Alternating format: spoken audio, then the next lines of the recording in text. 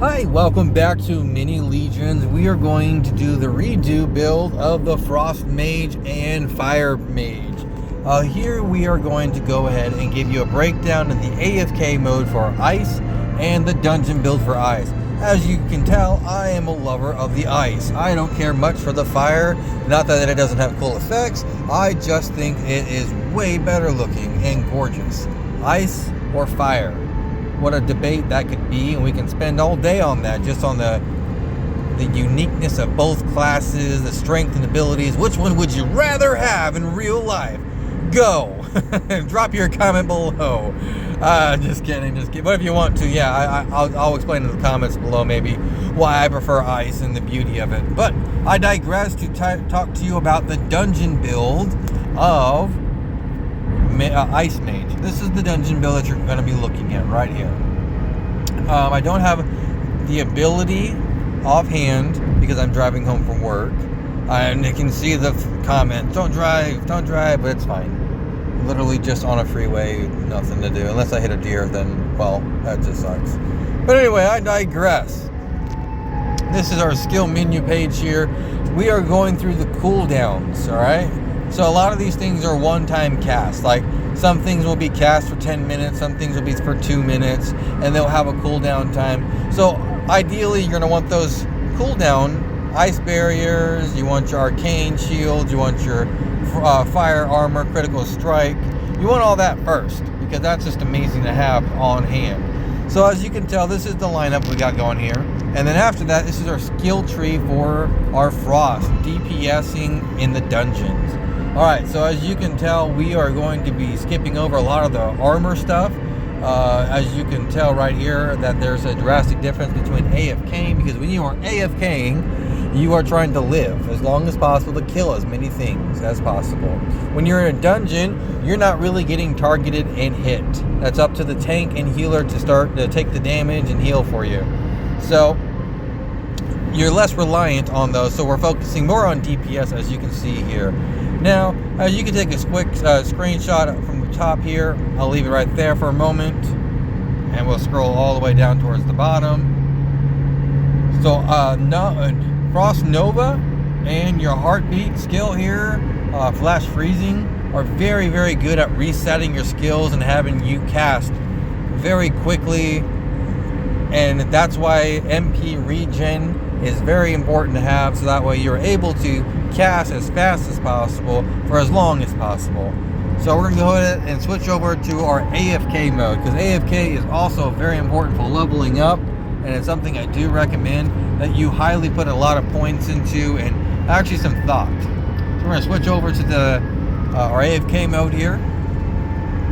AFK mode looks pretty similar to your dungeon mode, but again, as you can see, we have our armor, and we have our frost armor, and we have our shield.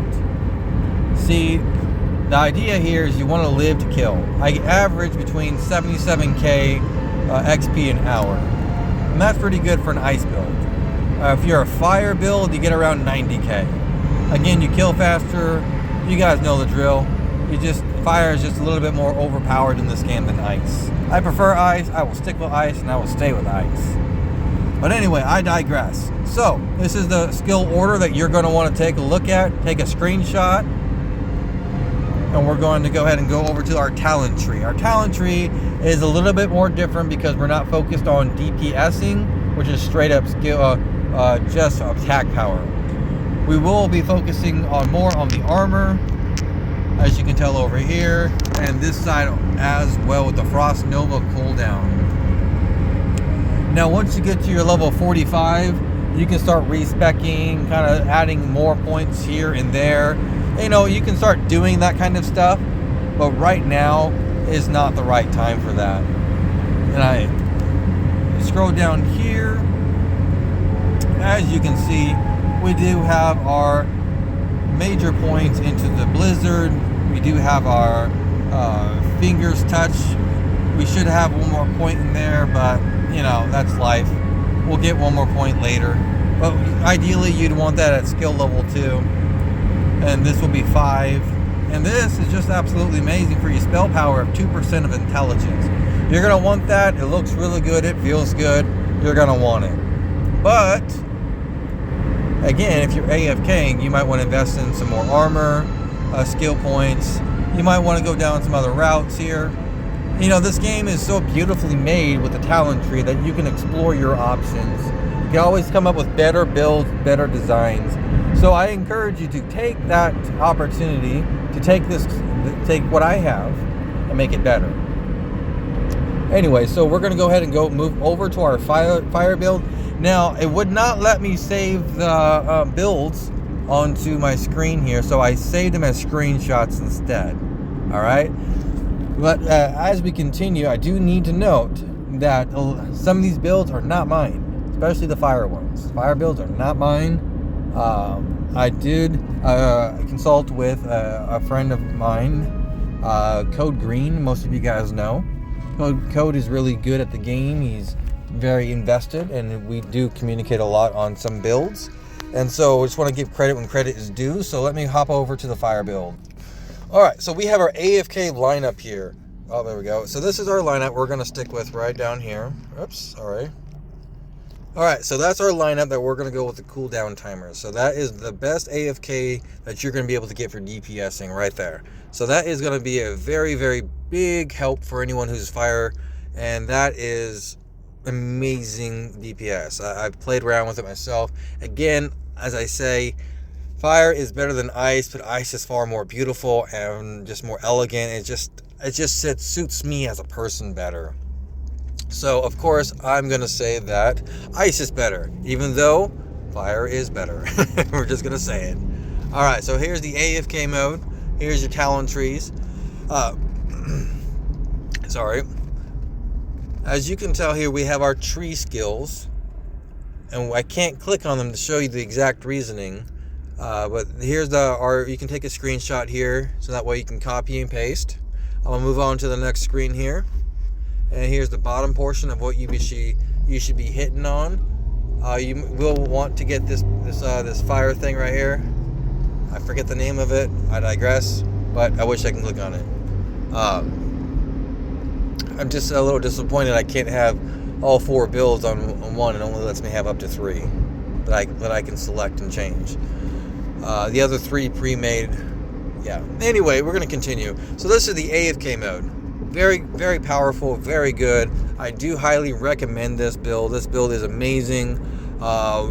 You will get a lot of kills off of this. Invest in points as you see fit. After 45, you can kind of look around to see what other skills you want enhanced and to go with. But again,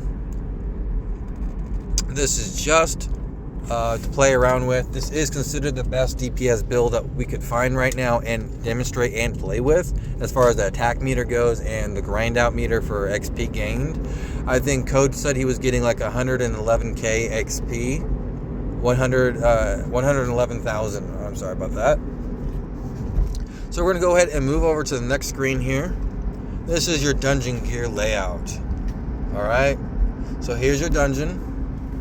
This is your caption that you're going to want to screenshot and kind of organize your cooldown timers based off what we see here below on the screen. So why don't you go ahead and take a quick screenshot. Alright, and now we're going to move over to the actual tree system here. So here's the tree here, and you can take a quick screenshot